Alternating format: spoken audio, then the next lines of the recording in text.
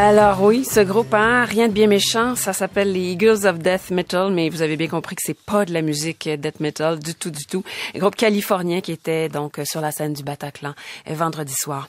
On joint maintenant au téléphone Dounia Bouzar, à qui on a eu le privilège de parler à quelques reprises depuis, je dirais, maintenant 1 an et demi à peu près. Dounia Bouzar, qui est anthropologue du fait religieux, fondatrice du Centre de prévention contre les dérives sectaires liées à l'islam. Bonjour Dounia Bouzar. Bonjour. Elle est en France. Dounia Bouzar, qui a dédié les dernières années de sa vie, mais qui a, je pense, toute la préparation, toute sa vie a été un long chemin qui l'a mené à l'œuvre qu'elle mène en ce moment, c'est-à-dire la prévention de la radicalisation et même la déradicalisation. Mais on a l'impression que le problème avance plus vite que se développent les compétences et que s'étendent les méthodes de prévention, Dounia Bouzar. Avez-vous l'impression en ce moment que la course contre la montre est difficile à gagner? Bien sûr que la course contre la montre est difficile parce que ces mouvements intégristes ont 10 ans d'avance sur nous. Ils étaient déjà préparés. De nombreuses personnes étaient déjà implantées. Ils avaient déjà construit leur méthode d'embrigadement en reprenant des éléments des univers des jeunes pour les faire basculer très rapidement. Ceci dit, une chose est rassurante, c'est que ceux qui passent à l'acte sont quand même l'ancienne génération, c'est-à-dire toute la jeune génération qui est en voie de radicalisation, qui est un petit peu en train d'incuber cet embrigadement par petits pas et qui n'est pas encore passé à l'acte. Eh bien, pour le moment, justement, c'est elle dont on s'occupe en termes de prévention, et c'est vrai que elle n'est pas encore passée à l'acte. Alors, en disant ça, vous voyez, j'hésite parce que bien sûr demain elle pourrait passer à l'acte, mais on se raccroche comme on peut et on se dit ceux dont on s'occupe aujourd'hui, qu'on a récupérés en prévention, ne sont pas allés jusqu'à la déshumanisation. Et là, depuis la dernière année, si j'ai bien compris, vous avez eu l'occasion d'agir vous et votre équipe, auprès d'environ 600 familles en France. Vous évoquez une 50aine de jeunes qui ont littéralement été sauvés, c'est-à-dire que vous avez l'impression qu'ils sont assez sortis des griffes, ils sont assez sortis du processus pour à leur tour pouvoir même devenir des agents de changement. Est-ce que vous parlez d'une 50aine de jeunes qui maintenant prennent eux-mêmes le bâton de pèlerin en quelque sorte? Oui, c'est ça. C'est-à-dire que là, on est arrivé à 700 jeunes. Tous s'en sont sortis, mais 50 étaient vraiment ce qu'on appelle daéchisés, c'est-à-dire au bout du processus, prêts à mourir pour la cause et ne ressentant plus de sentiments pour personne. Et c'est vrai que ce qui donne espoir dans notre métier, de ce nouveau métier qui consiste à désembrigader un jeune pris dans ce processus, c'est justement, et c'est toute l'histoire c'est tout ce que j'ai raconté dans mon nouveau livre, c'est l'histoire de jeunes qui finalement s'en sortent et dont le premier souci, c'est de s'inscrire dans cette chaîne humaine contre la mort et qui vont nous mitrailler de textos et de mails ensuite en nous disant attention, celui-là il va partir, attention, celui-là il écoute un tel, voilà sa kunya, c'est-à-dire son pseudo, vite, appelle la police, cherche son IP, il faut tout de suite le désamorcer, voilà, et c'est cette force d'inverser cette fameuse phrase de Daesh, nous gagnerons parce que nous aimons la mort plus que vous aimez la vie. Nous, le CPDSI, tout le travail qu'on fait avec ces jeunes, c'est d'inverser ça. Non, la vie est plus forte que la mort et grâce à Dieu d'ailleurs. Et cette façon de se réinscrire dans la chaîne humaine et de sauver les autres, c'est ce qui redonne espoir.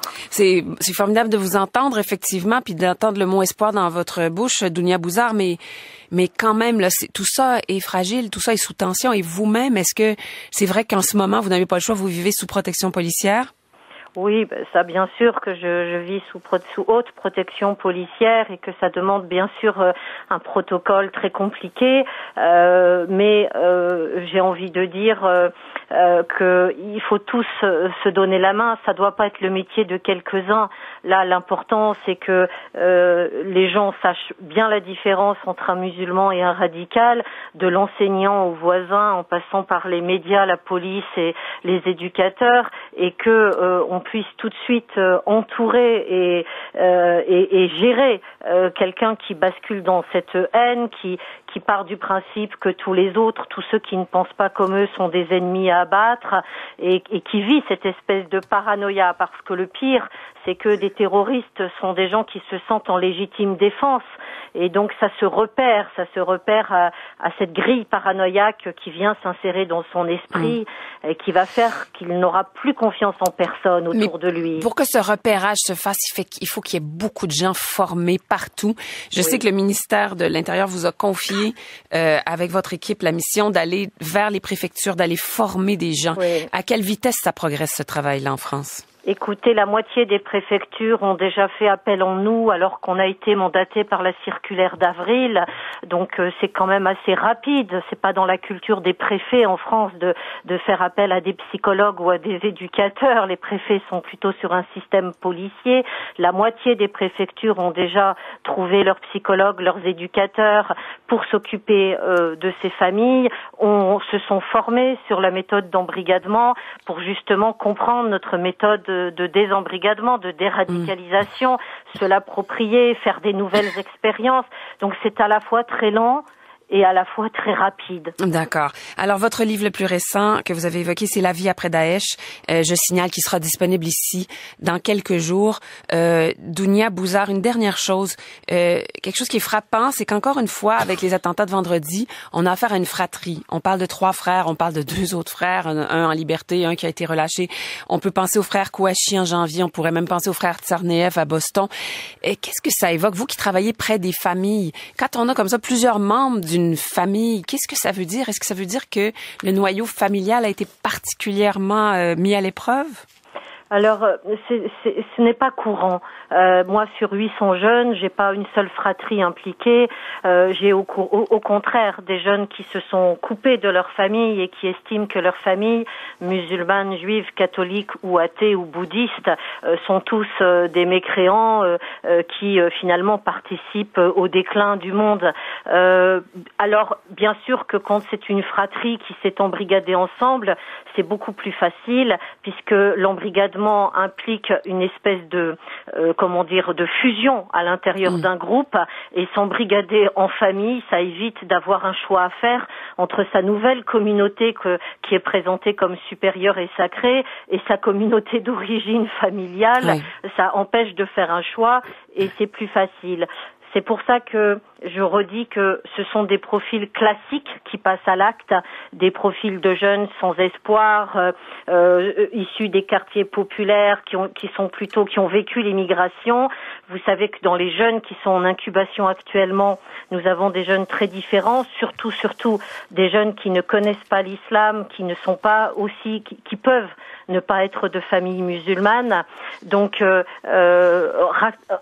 protégeons la nouvelle génération que Daesh essaye d'embrigader par Internet, parce que l'ancienne génération, malheureusement, je ne vois pas trop ce que nous pouvons faire, mis à part nous protéger et les mettre sous surveillance. Dounia Bouzar, anthropologue du fait religieux, fondatrice du Centre de prévention contre les dérives sectaires liées à l'islam.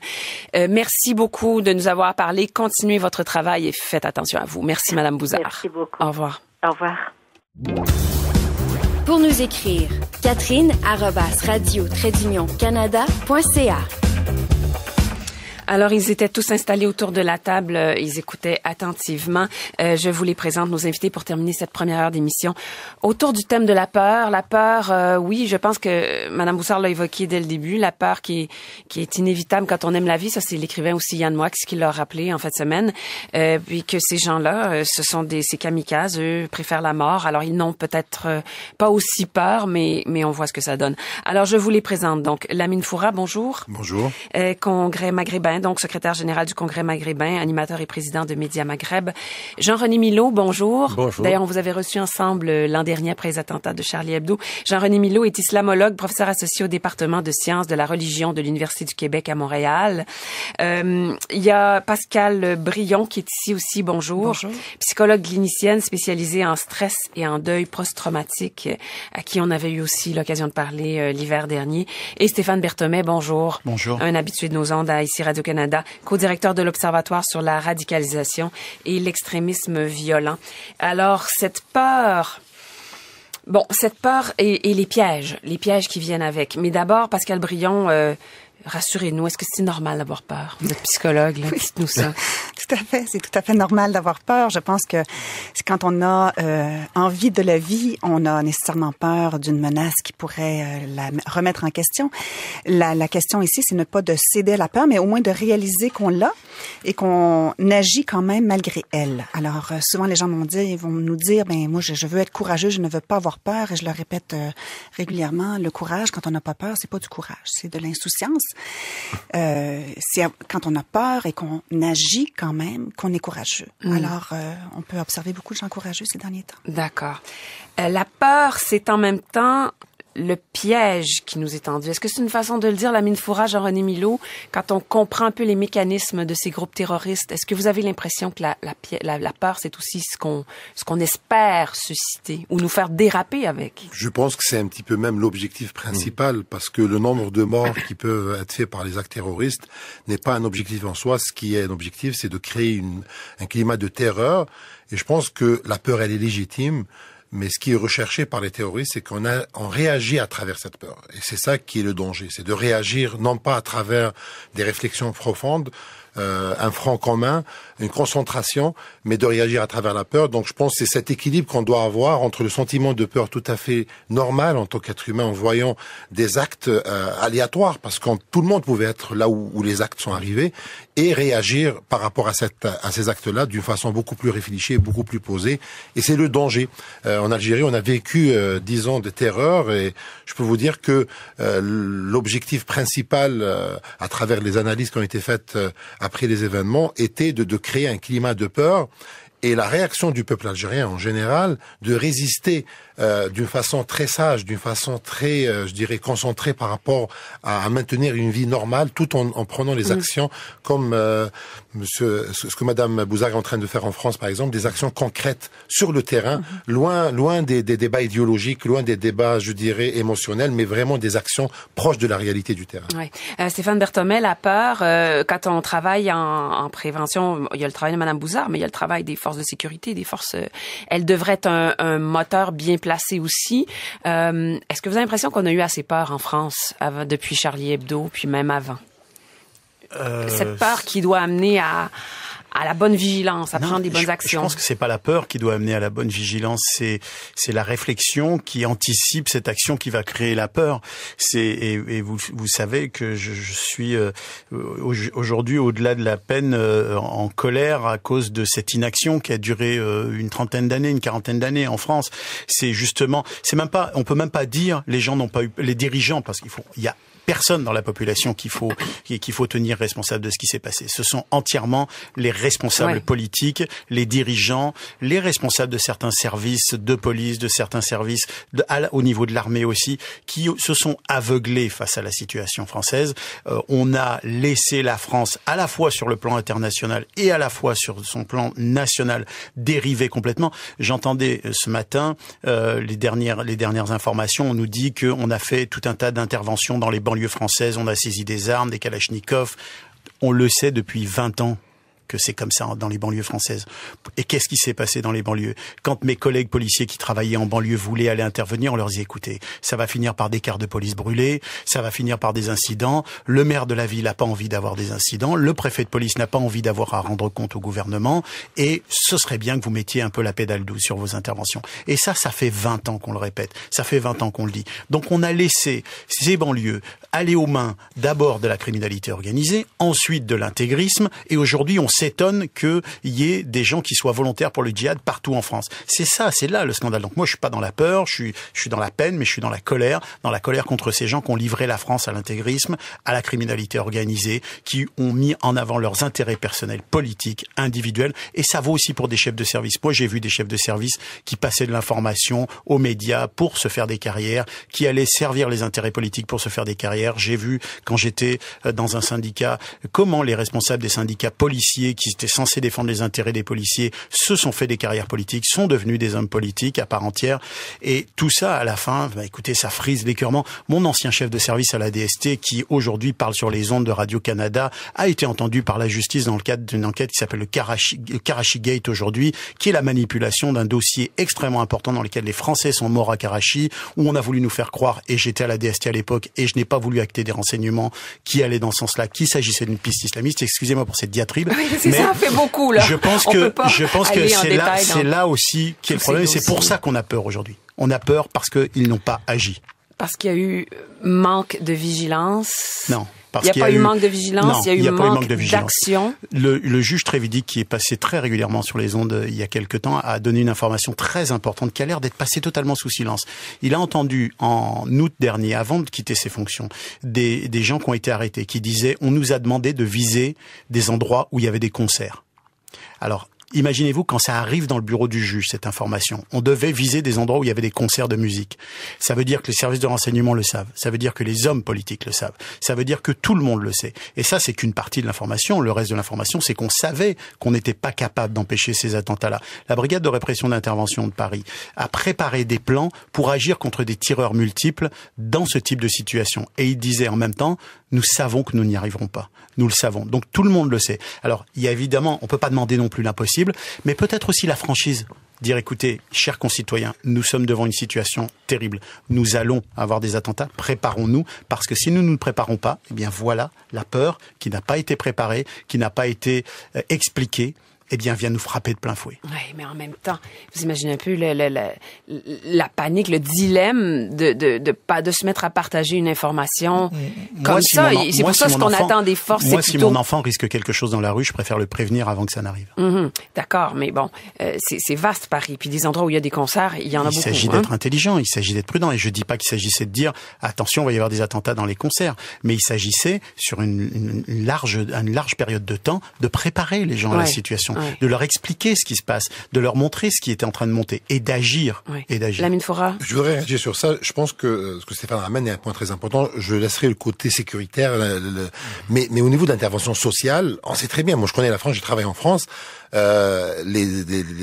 Autour des grandes villes, c'est l'abandon total. Il y a des cités où les autorités ne peuvent même pas rentrer. On le sait, le trafic d'armement en France, on le sait surtout après les événements tragiques dans le Balkan, en Bosnie. Beaucoup d'armes circulent en France d'une façon incroyable. Donc la situation, je pense, sociale a été à l'abandon pendant 30-40 ans pour des raisons politiques. Je l'appuie sur ce côté-là. Et je pense que au Québec, si on peut tirer des leçons, on est loin de cette situation. Mais il faudra qu'on agisse aujourd'hui au niveau social, au niveau de contrer la radicalisation, au niveau du discours religieux. Et si on le fait pas, on sera dans la même situation dans 50 ans. Et c'est tellement facile d'être radicalisé et embrigadé quand on est un jeune pauvre des banlieues, sans espoir et sans travail. Quand on est jeune d'abord. Dounia Bouzard disait, ils ont 10 ans d'avance sur nous. On espère juste que les prochains jeunes là vont être un petit peu plus qu'on va arriver à mettre la main à stopper les mouvements. Il y a une génération sacrifiée. On a sacrifié une génération en France, au moins une. Donc il y a du retard à rattraper. Ce qui nous amène à toute la question aussi, Lamine Foura et Jean-René Milot aussi, j'aimerais vous entendre là-dessus, la manière dont plus précisément le monde musulman est interpellé. Peut-être qu'on pourrait réentendre ici Abdenour Bidar qu'on a reçu pas plus tard que la semaine dernière, qui parlait de cette nécessité d'une autocritique du côté du monde musulman. Passons enfin du réflexe de l'autodéfense à la responsabilité de l'autocritique. C'est-à-dire que quand on voit la monstruosité de Daesh, quand on voit la monstruosité de Boko Haram, quand on voit tous les abcès de néoconservatisme, tous les cancers de dogmatisme, d'intégrisme, quand on voit le peu de démocratie qui existe dans le monde arabo-musulman, quand on voit ici et là la condition des femmes qui continue d'être une condition infériorisée, dominée par ce que Bourdieu appelait la domination masculine, eh bien, je crois qu'il y a là une prise de conscience qui est en attente, c'est-à-dire que ce n'est pas un hasard, ça ne peut pas être un hasard si aujourd'hui cette barbarie, cette monstruosité de Daesh naît du côté de cette civilisation. Nous, occidentaux... Alors, c'est ici un musulman qui s'exprime, Abdenour Bidar, qui est philosophe français de culture musulmane. Jean-René Milot, qu'est-ce que ça évoque pour vous? Est-ce qu'il y a là une croisée des chemins? Est-ce que vous avez l'impression que le monde musulman peut répondre à cet appel à l'autocritique?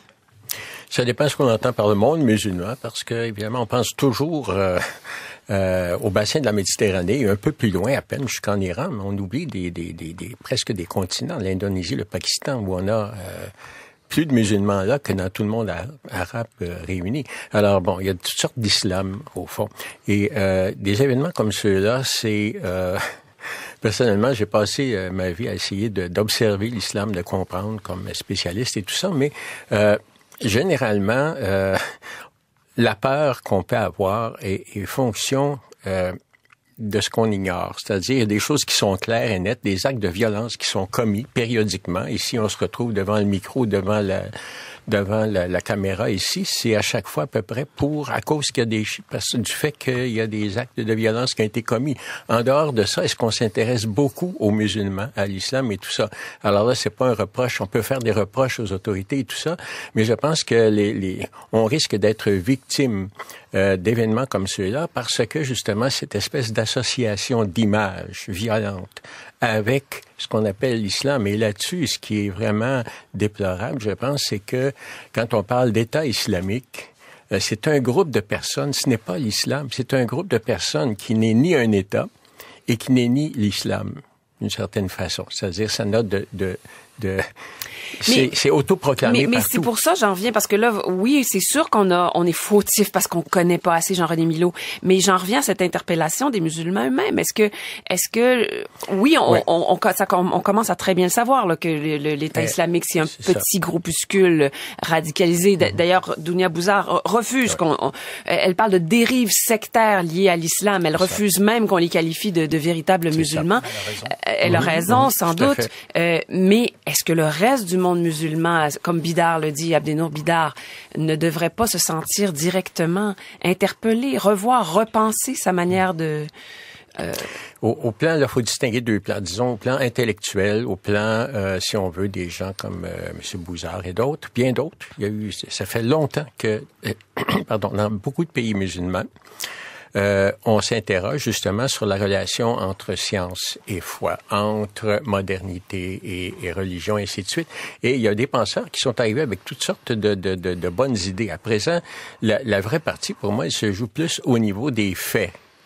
Faut penser, mais au niveau des faits, et là, on a une prise là-dessus, ici, entre autres, au Québec, c'est parce que l'espèce d'accommodement par rapport à la modernité, elle se fait dans le vécu avant de se faire dans la pensée. Et très souvent, la pensée va tout simplement après rationaliser des choses qui ont déjà été vécues dans un processus d'adaptation. Et en ce sens-là, je pense que dans les pays occidentaux, on a des minorités musulmanes qui vivent l'islam, et qui ne font pas exactement ou qui font peu de choses de ce qu'ils faisaient auparavant parce qu'ils ont trouvé un mode d'adaptation. Autrement dit, c'est au niveau du vécu et les recherches qu'on a pu faire ici sur le terrain nous ont convaincus, ont confirmé ça. Autrement dit, les gens commencent par s'adapter, par baigner dans une société moderne qui se veut démocratique et ainsi de suite. Et là, l'adaptation se fait là. Donc, les faits peuvent devancer la pensée. Peuvent devancer la pensée, mais il y a un danger qu'il y ait une tension entre les deux. Il y a Pascal Brion qui voulait intervenir, puis après la Oui, mais en fait, je pense que ça peut... une des choses qu'il faut retenir quand on parle de peur, et je pense que ça va aussi reprendre votre question, Catherine, sur est-ce que le monde musulman peut se remettre en question, c'est qu'il y a deux choses qui se passent face à cet ennemi. La première chose qui induit la peur, c'est non seulement l'incompréhension et l'horreur vis-à-vis de la barbarie, mais c'est aussi face au discours, c'est-à-dire, si on regarde le discours, on est face à un discours qui est extrêmement du bas Moyen-Âge, finalement. On parle de croisés, de sarrasins, quasiment de croisades, ce qui peut complètement nous interpeller comme occidentaux en disant, mais quel est notre ennemi, finalement? Je ne comprends pas cet ennemi qui me parle comme si c'était il y a 1000 ans. Mm-hmm. Et le discours est extrêmement dichotomisé, c'est-à-dire vraiment comme s'il était délirant. Si on avait quelqu'un qui se présentait ainsi dans une urgence psychiatrique, écoutez, on le considérait comme complètement paranoïaque et délirant et on n'utiliserait pas des stratégies ordinaires. Donc, une des choses qui confronte énormément l'occidental, c'est j'ai devant moi un ennemi que je ne vois pas, avec lequel je ne peux pas utiliser des armes de négociation. Il n'y a pas de dialogue là possible. Que j'utilise habituellement. Mm-hmm. Donc, non seulement je suis horrifiée de cette barbarie mais de ce discours, comment est conçu cette psyché que j'ai devant moi, que je dois, avec lequel je dois interagir et avec lequel je dois interagir parce que ma vie peut être en danger. Alors ça aussi, ça induit énormément de peur parce que j'ai de l'incompréhension, mais j'ai surtout de l'impuissance. Ouais. Et ça vaut autant, j'ai l'impression, pour bien des musulmans qui ont, comme dit Jean-René Milot, déjà commencé un processus de modernisation dans les faits, mais qui arrivent plus à comprendre comment s'arrimer, j'imagine, au discours, puis encore moins comment se situer par rapport à ces fous-là. Sur la question de la réforme de l'islam, premièrement, en lisant l'historique de la théologie musulmane, le réformisme est une tradition, donc c'est pas la première fois, et les musulmans l'ont fait pour s'adapter à leur nouvelle réalité, et c'est une tradition. Le défi que je vois au niveau de la question du réforme de l'islam, c'est comment on l'est posé aujourd'hui. C'est que si on prend la question du terrorisme, par exemple, qui va nous interpeller à questionner certaines interprétations, si on ne pose pas le problème dans sa généralité, si on ne parle pas des interventions occidentales qui participent aussi à ce phénomène en même temps, si on ne parle pas au problème d'intégration des banlieues, par exemple, il y a une certaine cristallisation chez les communautés musulmanes à vouloir mettre sur le dos seulement de la problématique de la réforme de l'islam ou de la lecture de l'islam, de ce problème. Je pense que si le problème n'est pas mis dans sa globalité, chacun va se cristalliser, et c'est ce que je voulais dire hier aussi dans l'émission Tout le monde en parle, et je le redis aujourd'hui. Aujourd'hui, on est en face d'un phénomène mondial. Ça prend qu'on met à côté nos positions idéologiques, droite-gauche, qu'on se concentre sur un problème avec une manière humaniste.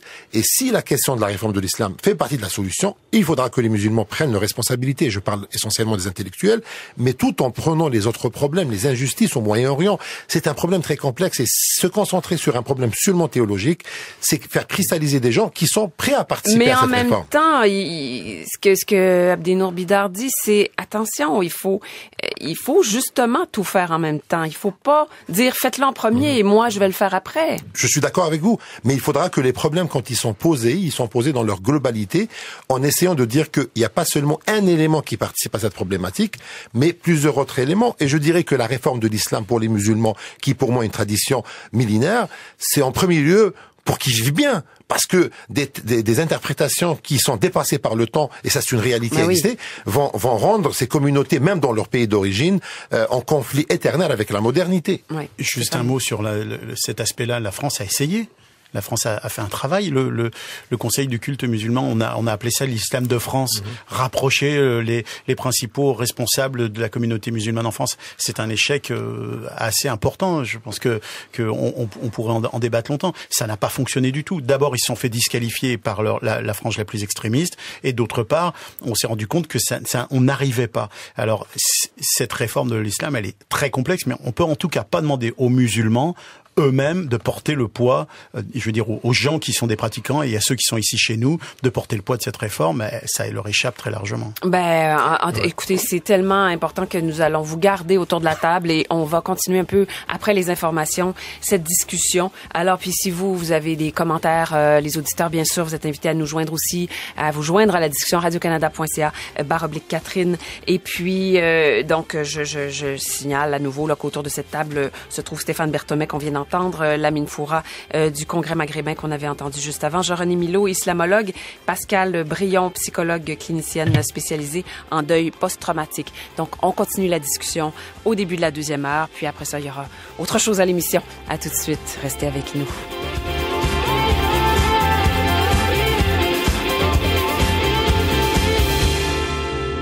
Alors, c'est rare qu'on garde comme ça des invités de la fin de la première heure. Et puis, je vous assure que avec tout ce qui s'est dit, même le temps du bulletin de nouvelles, on pourrait encore parler pendant 1 heure.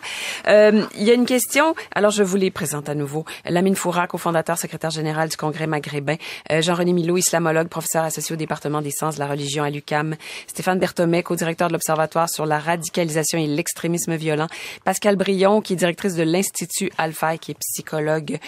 D'ailleurs, c'est une question, on va commencer avec celle-là, c'est Stéphane qui a soulevé cette question, Stéphane Berthommet, qui avait envie qu'on demande à Pascal Brion, dire aux gens qu'il y a une menace. Est-ce que c'est quelque chose de sain ou c'est quelque chose de dangereux? C'est à peu près dans ce sens-là que vous posiez la question, Stéphane? Merci, Catherine. Oui. Alors, parce qu'il évoquait tout à l'heure le fait que, selon beaucoup de renseignements qu'il a mis ensemble, il se rend compte que on avait de bonnes raisons de croire que ces attentats s'en venaient à Paris, même que des concerts pouvaient être ciblés. On n'a rien dit. Mais dire aux gens en général, attention, il y a une menace. Est-ce que c'est un bon procédé? Oui, parce que ça va maximiser la résilience des gens. En fait, si on regarde, par exemple, ce qui s'est s'est passé dans la Deuxième Guerre mondiale. On a fait des études quand même sur l'état psychologique des Anglais au début de la guerre et à la fin de la guerre. Et au début de la guerre, il y avait énormément de détresse, il y avait énormément d'incertitudes, il y avait énormément d'incompréhension par rapport à ce qui se passait, alors qu'à la fin de la guerre, alors que pourtant Londres était extrêmement bombardée, donc on peut considérer plus traumatisé qu'au début, Churchill avait vraiment utilisé la méthode de dire, écoutez, vous savez, on est résistant, mais on va la gagner, cette guerre. Et le général de Gaulle avait fait un peu la même chose. Et au point de vue psychologique, c'est tout à fait ça, c'est de dire, si on se met dans un mode, nous sommes résistants, allons dans cette résistance-là, ça peut effectivement augmenter notre résilience, ça peut aussi augmenter notre tolérance à l'incertitude, notre capacité de trouver un sens à ce qu'on fait et notre augmentation de sécurité.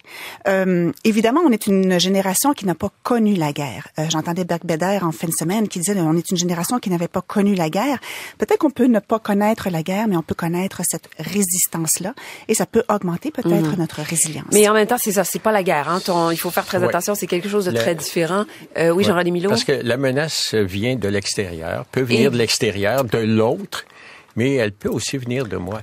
De l'intérieur dans ce cas-là aussi. De l'intérieur, c'est-à-dire que c'est évident qu'il y a des gens qui abusent de nos systèmes, nos institutions. Il y en a, mais si on traite tous les autres qui profitent de ça, qui sont venus ici pour ça, si on les traite comme s'ils étaient des gens de l'extérieur, à qui il faut résister, à qui, je pense que là, il faut cibler, c'est-à-dire au sens là plus des relations, c'est-à-dire la question d'intégration. Parce que on disait tantôt qu'il y avait une génération là que c'était une génération sacrifiée, oui. Mais là, ce qui arrive, c'est que c'est la deuxième génération. Il y a plein d'études qui le démontrent. C'est à la deuxième génération que la partie se joue. Alors, à ce moment-là, si la deuxième génération ici au Québec est éduquée à l'école publique, les enfants de la loi 101. Si ces gens-là arrivent et que ce qu'ils voient dans la société, ce qu'ils leur est renvoyé comme image, c'est encore l'image de l'autre, alors que l'image de l'autre et de la menace, parce que c'est là aussi qu'il y a... C'est là qu'il faut distinguer la menace et la mettre là où elle est. Parce que la menace, la première menace, moi je pense, si on songe à l'avenir et non pas uniquement à fermer les frontières et à tamiser, c'est d'abord de voir ce qui se passe ici, c'est-à-dire d'avoir une attitude comme société. L'intégration, c'est pas uniquement une responsabilité des gens qui arrivent ici. C'est une obligation de l'ensemble de la société qui doit s'ouvrir à des choses et non pas essayer de fermer les frontières, de repousser les autres. Et là, il y a une menace à faire ça. Et Daesh veut pas que l'intégration se fasse. C'est évident. On pourrait le dire. On joue la stratégie de Daesh à ce moment-là. Ouais.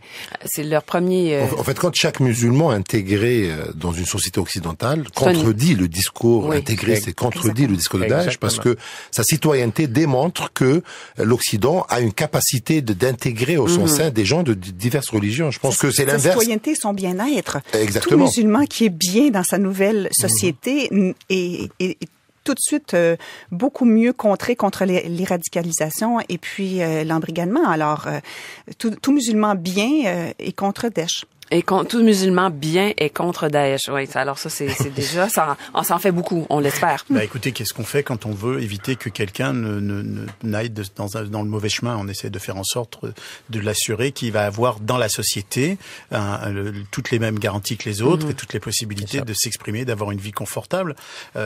C'est exactement ça. Et c'est d'ailleurs, vous savez, c'est pour ça que ces organisations-là tapent sur les musulmans. Parce qu'ils veulent les affaiblir, parce qu'ils veulent les extrémiser, ils veulent les pousser au banc de la société. Ouais. C'est ça qu'ils font et c'est ça qu'évidemment on doit éviter. Donc c'est les deux en même temps. On a parlé de réforme de l'islam tout à l'heure. Et il faut réussir l'intégration et réformer l'islam en même temps. On en revient à ça. Et revoir aussi nos politiques étrangères. C'est que parce que on en a joue. Beaucoup là. On a un gros chantier. Oui, c'est ça. Mathieu Kassovitz qui écrit sur Twitter, mes amis musulmans. Et Mathieu Kassovitz, on parle du réalisateur, acteur qui a effectivement tourné dans les cités La haine. Voilà. On est vraiment pile dans le sujet. Mes amis musulmans, descendez dans la rue et faites-vous entendre, sinon vous méritez l'amalgame dont vous êtes victime. C'est dur, là. La commande est forte, mais j'en reviens à cette question. C'est malsain. Qu'est-ce qui empêche en ce moment cette réforme nécessaire de l'islam, que ce soit... Commençons par la France, parce que c'est là que ça s'est passé, mais on viendra ici après. Je voudrais réagir par rapport à ça, et je pense très important de le dire. Bon. je dis, la réforme de l'islam est nécessaire, en premier lieu, pour le bien-être des musulmans. Et il y a un impact. Moi, je vois qu'il y a une relation, une utilisation de certains versets dans ce que Daesh fait. Mais en même temps, si c'était systématique, on a 1,5 milliard de musulmans. Il y a 5 millions de musulmans. Donc, si la relation est systématique entre la théologie musulmane et le terrorisme, on aurait eu 5 millions de musulmans terroristes en France. Donc, il faudra revenir un petit peu aux chiffres. Les dégâts sont monstres, la situation est très difficile, mais en même temps, il y a beaucoup de musulmans, l'extrême majorité vit son islam d'une façon tout à fait naturelle en Occident. La question que je me pose aujourd'hui, ces musulmans ne sont pas à temps plein musulmans. Ils sont des fonctionnaires, des ingénieurs, des bouchers, des taxis. À Montréal, ils sont partout. Est-ce que voulez-vous que ces gens-là, on va les payer à temps plein pour qu'ils soient musulmans, pour aller manifester à chaque fois qu'il y a un événement à travers le monde? Pour aller s'occuper à temps plein de réformer l'islam. Ils sont occupés avec leur famille. Mais je pense que si le Ku Klux Klan se présentait comme la représentativité du catholicisme, on espérait que les catholiques se lèvent, mais on espérait aussi que le pape dise quelque chose. Alors, je trouve ça très intéressant quand même qu'il y a eu des fatwas en Inde contre Daesh. Je trouve ça très je ne suis beaucoup moins connaissante que vous de tous les relations du monde musulman, mais j'ai l'impression que c'est un des messages très forts qui a été envoyé et nouveau. Mais il faut pas écarter, pas non plus écarter certains faits, des faits culturels notamment qui sont liés à la société, par exemple au Maghreb. D'abord, les Maghrébins qui sont venus ici, chez nous, ou qui sont allés en France, qui ont fui l'Algérie, qui ont fui la Tunisie, qu'est-ce qu'ils ont fui? Ils ont fui l'islam radical, le terrorisme. Ils viennent ici, ils s'installent chez nous. On les entend pas. Ils sont là, ils font leur vie. Et là, on les prend à partie en leur disant: prenez position contre ces gens-là. Ils ont déjà fui ce système, ils ne veulent plus en entendre parler. Ils ont peur et on leur demande à eux de se positionner alors que ce qu'ils veulent, c'est être tranquilles dans leur maison ici au Canada, être de bons citoyens canadiens. Je vous signale que j'ai pas fait d'études sur la question, mais je m'y intéresse parce que je trouve que c'est très intéressant. Dans les immigrants, il y a des catégories d'immigrants qui demandent beaucoup plus vite la nationalité canadienne que les autres. C'est pas sans raison. Et je suis sûr que si on faisait une recherche un peu plus poussée, les immigrants qui sont originaires du Maghreb feraient partie de ceux qui le font assez rapidement. C'est pas sans raison et ça veut pas dire, c'est pas parce qu'on s'exprime pas dans la rue qu'on n'exprime pas sa citoyenneté ou son appartenance au pays. Faut sortir de ces clichés, ces images très faciles. Moi, j'ai jamais manifesté contre des trucs d'extrême droite ou des actes de terrorisme qui étaient commis par Anders Breivik ou des choses comme ça. Pourtant, je les condamne. Sous prétexte qu'il est de culture catholique, bien sûr, chrétienne. Pourtant, je me suis battu contre le terrorisme pendant des années. J'ai suis sang et eau pour ça. Chacun a sa façon de vivre ça. On peut pas demander aux gens de le faire à notre façon, selon nos propres termes. Mais est-ce qu'on pourrait alors au moins attendre des responsables? Je pense aux imams, mais Pascal Brion évoquait cette fatwa, mais est-ce qu'un des problèmes, entre autres, c'est pas qu'on manque à un moment donné de références pour ouais, si on veut savoir... disons, ici au Québec, si on veut savoir ce que c'est que le catholicisme, est-ce qu'on va aller uniquement au presbytère, au bureau de l'évêque ou de l'archevêque, ou je sais pas, là?